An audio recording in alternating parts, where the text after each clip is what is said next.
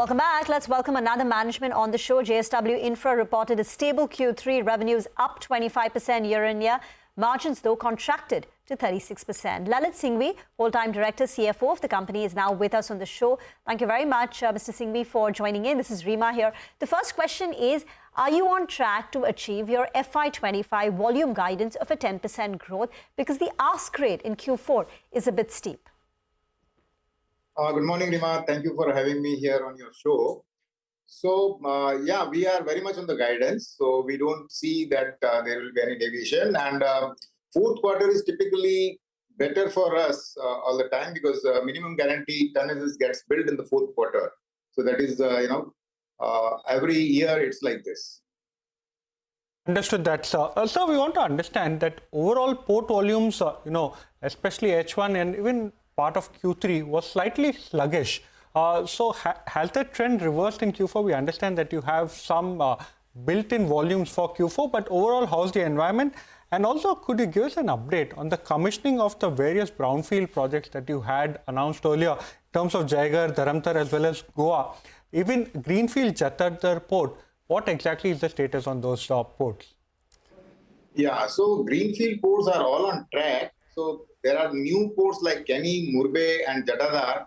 They will take some time. It will be, from 2 to 3 years time frame it will take. And we have some brownfield things coming up at Jaigarh Port and Dharamtar that we are expecting 1.5 years time frame. They will start. At our Goa terminal, our covered shed is almost through. By March end, it will be through. And next financial year, we are having, we'll have that additional cargo coming in. Secondly, our Tuticorin terminal and JNPT terminal, which we have won last year in a PPP model, there we have got interim permissions to start the operations.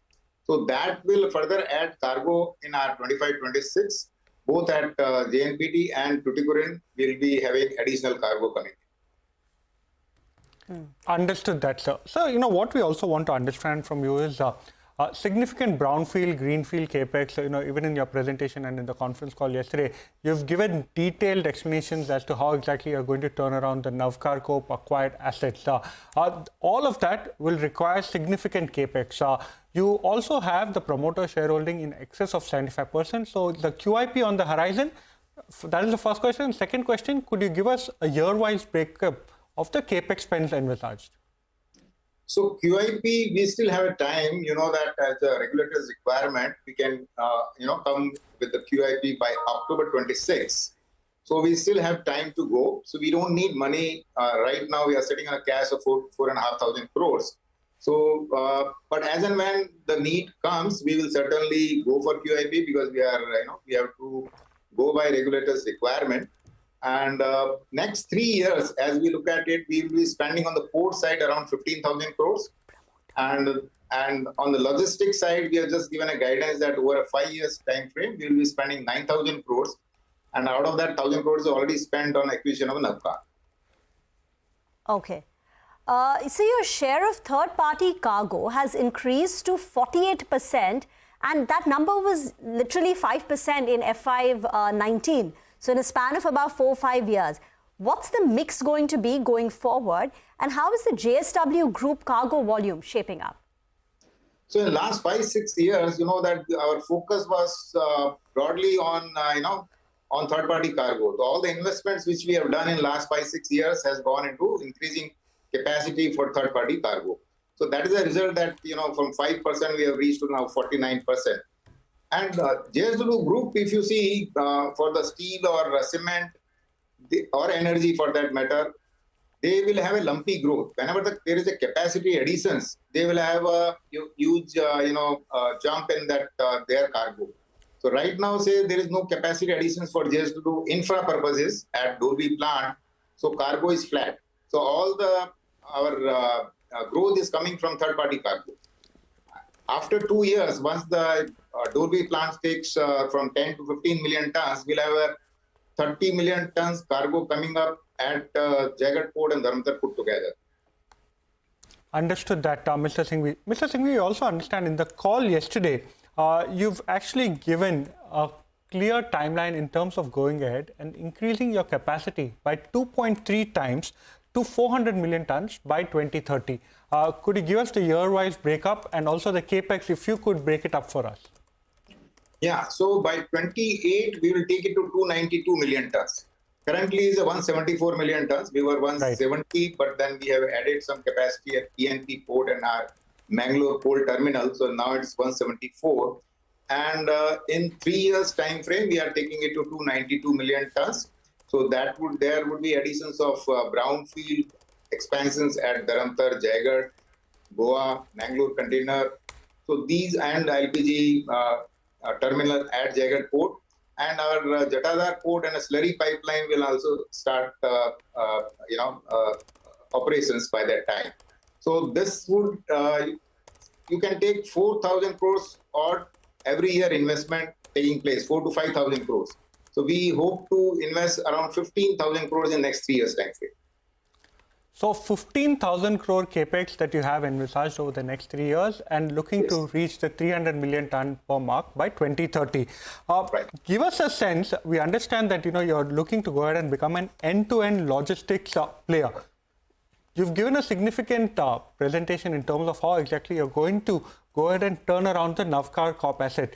Could you give us a sense of when you acquired, what was the capacity there, how was the operational efficiencies over there, what's been done so far, and at the end of FY26, how will Navkar contribute to your financials? So we acquired Navkar on 11th of October. So it's few months operations only, but we see a lot of potentials in the Navkar. And as we said, this is the first steps towards our larger foray into the logistics sector. So whatever Navkar can take in their books, we will be investing to that extent in Navkar, but we will be going beyond Navkar. We have set up a structure in which JSW Infra holds JSW Port Logistic Company, and under that Navkar comes. So we will have many more things coming up in the logistics sector, and that's why we have kept 9,000 crores of investment into logistics sector. And we are looking at various things like GCT under the government's Gati Shakti programs. So there we'll have a low-cost, additions of various ICDs and CFSs within that. So we look forward to have around 15 to 20 such centers across India. So these investments, will take place in next few years' time. We look at 5 years' time frame in which we will be able to have this. And our model would be like, the same as of a port, where we get a group support. So base cargo comes from the group, and then we add it up with the third-party cargo. So here again, in this logistics sector also, it will work very well because group needs the logistic support, and they have a very good spend on the logistic. And as part of that comes to JSW Infra's logistics sector, it will have enough for us, and then we can top it up with the third-party cargo. Mr. Singhvi, one last question, request to keep it brief.